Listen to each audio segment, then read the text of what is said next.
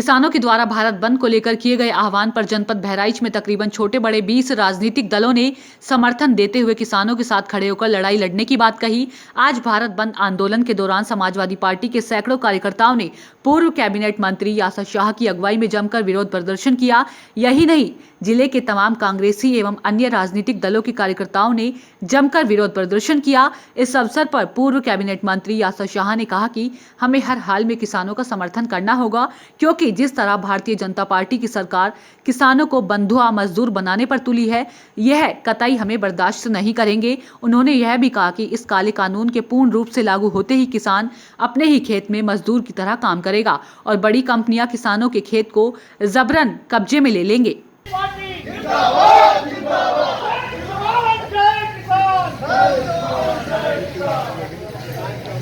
जिंदाबाद जिंदाबाद। एक बार लाठी डंडा खा ले, पूरी जिंदगी किसानों की बच जाएगी। अगर आज नहीं खाते तो फिर जिंदगी बेकार है। अध्यक्ष जी, आज समाजवादी पार्टी के तमाम कार्यकर्ता, तमाम ऐसे नेता हैं जो किसानों के समर्थन में बड़ी पैमाने पर रैली आज निकाले हैं और दुकानों को बंद कराने का काम किया है।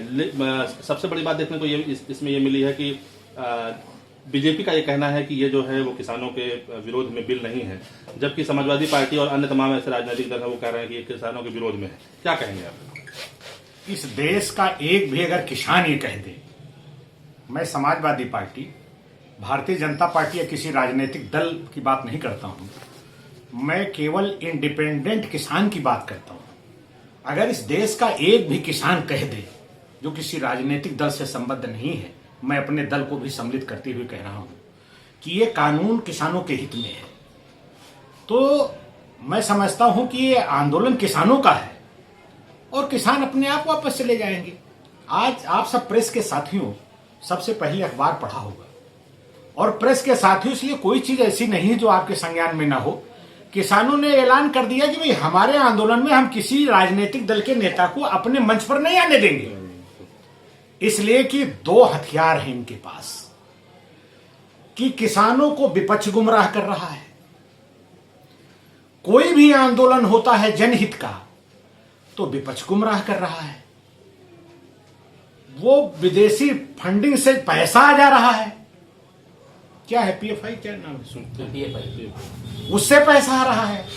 ये नहीं, इतना इन लोगों ने हथियार बना लिया है साजिश का कि जनतंत्र को एकदम माखौल उड़ा दिया है कि किसी न किसी बहाने आप जन आंदोलन को दबा दो और जो चाहो वो कर दो, चाहे जो घटना रही हो, शाहीन बाग की रही हो, या भी हाथरस में एक बेटी के साथ इतना निर्मम उसके साथ दुर्व्यवहार करके, बलात्कार करके उसकी हत्या की गई, और फिर जिन लोगों ने उसके हक में आवाज उठाई, आपने कहा साहब विदेशी फंडिंग से आप देश में कानून व्यवस्था बिगाड़ना चाहता है विपक्ष।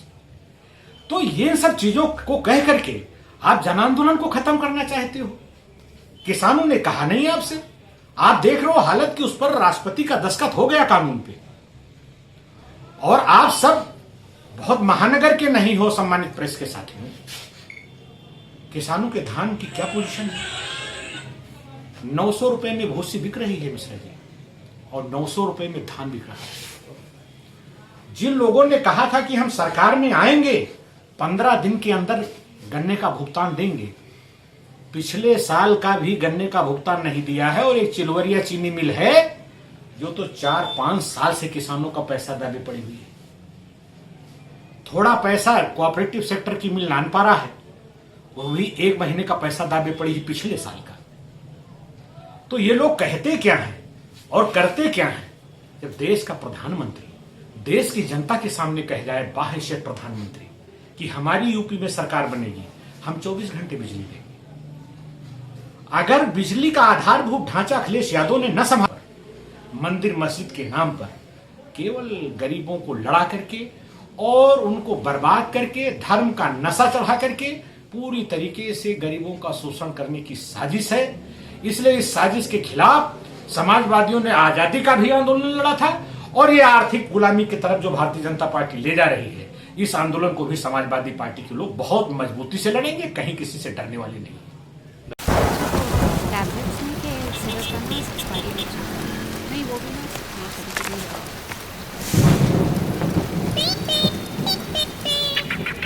हमें पता है आपको क्या चाहिए, अपनी पसंद का content only on daily Hunt.